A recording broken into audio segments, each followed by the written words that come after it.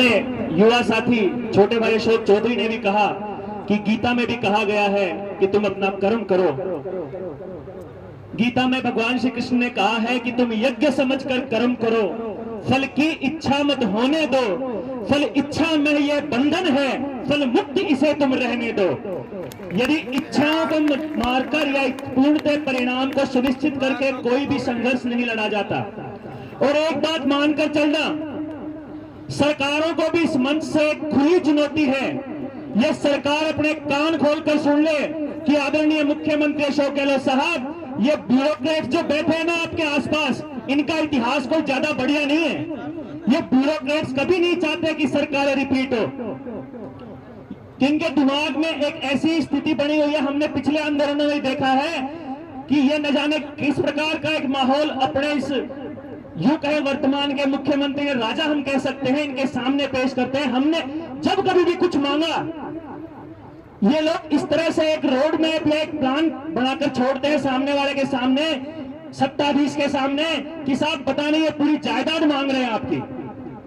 और जब सीधे शब्दों में कहता हूं, जब इनकी चमचागिरी की बात आती है तो कहीं पीछे नहीं हटते। आप सबको ध्यान होगा 2019 से पहले देख लेना, इन 200 के 200 विधायकों के इनके जो भत्ते थे सब कुछ मिला के 40-50 हजार रुपए थे।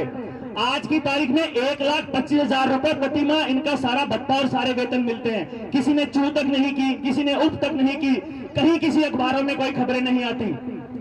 कल भी हमने पढ़ा था कि इनकी केवल 6 विधायकों को छोड़ के कुछ विधायक, बाकी सबकी विधायकों पर प्रति माह का जो खर्चा है वो 2 करोड़ से ऊपर का आता है। तो मुझे समझ में नहीं आता इन ब्यूरोक्रेट्स का कि साहब जब हमें कुछ मांगते हैं तो आपके सामने सारी स्थितियां क्यों खड़ी हो जाती है। बाकी आपको किसी को कुछ देना होता है, किसी नेताओं का कुछ करना होता है तो आपके सामने आपकी सारी गणित फेल हो जाती है, आपके सारे अकाउंट्स के जो नियम कायदे कानून सारे एक अलमारी में आप रख देते हो। ऐसा नहीं है, सरकार इस बात पर ध्यान दे। खैर, मुझे जिस मूल का ही तो मैंने अपनी भावना व्यक्त कर दी। और एक बात और जो अशोक भाई ने कहा, ये बिल्कुल ठीक कहा कि किसी के बारे में इतना अनर्गल मंचों से नहीं, पीड़ा सबको है। और मैं आपको बताऊं, भले ही मैं जिले का महामंत्री होऊंगा, दिनेश जी हमारे अध्यक्ष हैं, राज सिंह जी प्रदेशाध्यक्ष हैं, बाकी प्रदेश कार्यकारिणी, लेकिन एक बात ये सबको पता है, ये कोई राजनीतिक मंच नहीं है, ये केवल हम और ये प्रदेश कार्यकारिणी एक प्रतिनिधि के तौर पर कार्य कर रहे हैं कि आपका संदेश प्रदेश कार्यकारिणी तक और प्रदेश कार्यकारिणी की भावना सरकार तक पहुंचाने का। लेकिन जिस पीड़ा से अशोक ने कहा, उस पीड़ा से उस जिले का और प्रदेश का प्रत्येक प्रतिनिधि गुजर रहा है। हम भी जानते हैं कि हमें जिलों में किस प्रकार की समस्याओं का सामना करना पड़ता है, क्योंकि उन लोगों ने जो केवल और केवल इन मंत्रालय कर्मचारी संगठनों को आज तक राजनीति, प्रत्यक्ष राजनीति में जाने का जिन्होंने हथियार बना रखा है, उन लोगों के दिमाग में एक इंप्रेशन ऐसा बना हुआ है कि यहां से अगर कोई प्रतिनिधि तैयार हो गया, किसी ने अगर राजस्थान में किसी की पहचान बन गई तो बाद में वो सीधा राजनीति में घुस जाएगा। उन लोगों ने पूरा माहौल खराब करके रखा है। इसलिए वो अशोक ने सही कहा कि खुदी को कर बुलंद इतना कि खुदा बंदे से पूछे बता तेरी रजा क्या है। ऐसा हमें करना, दूसरों के बारे में कोई चर्चा नहीं, क्योंकि जो है एक एक व्यक्ति जो यहाँ बैठा है वो एक एक संस्था का प्रतिनिधित्व करने वाला व्यक्ति बैठा है। और हमने जिस प्रकार ये आंदोलन करके आंदोलनों के इतिहास में एक नया इतिहास रचा है, ये पूरे भारत, राजस्थान नहीं पूरे देश भर में आगामी आने वाले समय में जाना जाएगा। वर्तमान में कभी कुछ नहीं होता, जब इतिहास लिखे जाते हैं लिखने वाले लोग दूसरे होते हैं। ध्यान रखना, रामचरित रामायण में विभीषण का एक किरदार आता है और सब जानते हैं कि विभीषण ने भगवान श्री राम की मदद की जिससे रावण का वध हुआ, लेकिन आज तक अपने बाबा अपने किसी बेटे का नाम विभीषण नहीं रखा। क्यों? क्योंकि घर का बेटी लंका ढाए। कहने का तात्पर्य है ये सब आने वाला समय तय करेगा, हमारे साथी तय करेंगे, हमारे परिणाम तय करेंगे कि हम क्या हैं और जो कोई व्यक्ति खुद को साबित करने में लगे हैं वो क्या है।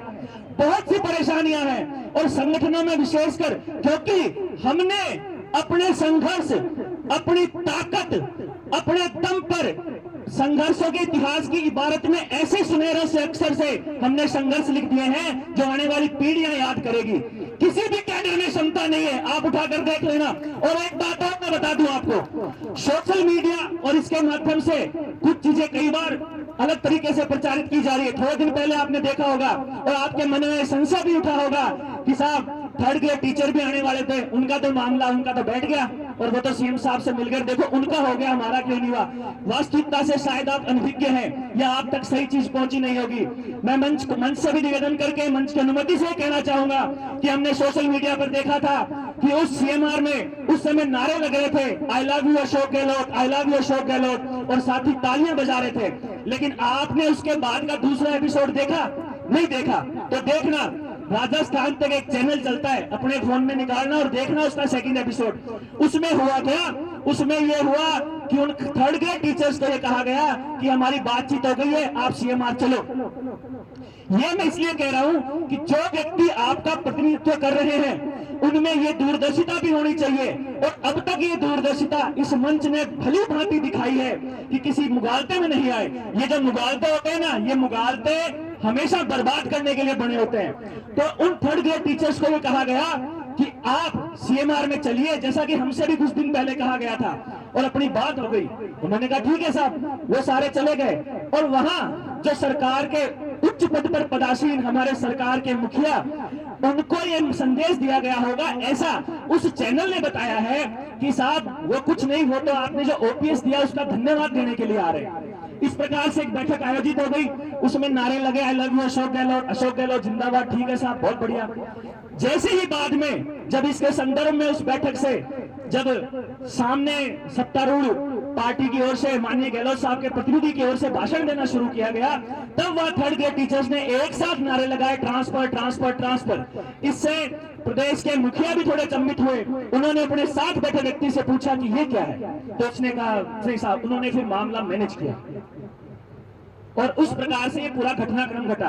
तो ये भी तय है, जिसमें प्रदेश कार्यकारिणी का व्यक्तिगत तौर पर, हो सकता है मुझसे कोई सहमत हो नहीं हो, व्यक्तिगत तौर पर मैं धन्यवाद भी करता हूं कि अब तक जिस प्रकार आपने प्रत्येक उनके सुनियोजित कहूंगा, सुनियोजित ऑफर को टालते हुए, जैसा कि पूर्व में कहा गया है कि फोटो सेशन नहीं करवाना, जिस प्रकार से हम चल रहे हैं, ये मानकर चले कि विजय और केवल विजय निश्चित होनी है, इसमें कोई अतिशयोक्ति नहीं है। ये कंफर्म कर देते हैं हम यहां से। और जैसा कि आज तो शुरुआत ही बड़े भाई राकेश मोड़ ने मंच से कर दी और ऐसी धुआंधार को, ये आदमी बहुत कम बोलता है और मैंने इनके लिए हमेशा कहा है कि परिंदों को मिलेगी मंजिल एक दिन, ये फैले हुए उनके पर बोलते हैं। परिंदों को मिलेगी मंजिल एक दिन, ये फैले हुए उनके पर बोलते हैं। जमाने में अक्सर खामोश वो रहते हैं जिनके हुनर बोलते हैं। ये आदमी, मैं आपको बता दूं, 2013 से मैं देखता हूं इनको, मैं समस्त इनका देखता हूं कि पहले दिन से अपनी टीम के साथ, और न केवल चित्तौड़गढ़, अपने सारे आसपास के जिलों को कवर करते हुए चलते हैं। बोलते कम इसलिए, कुछ तो क्या, चित्तौड़ी लैंग्वेज इतनी मीठी है कि वो हर किसी के समझ में नहीं आती। ये जब कभी इनको देखना, कभी गुस्से में जब हो, तभी इस आदमी का क्रांतिकारी उद्बोधन सुनना। और अब एक गाना जो जहन में आया और लगा कि गा देना चाहिए, अच्छा बुरा जैसा भी है, तो आप सबके सामने रखने की कोशिश कर रहा हूं। उम्मीद है आपको पसंद आएगा।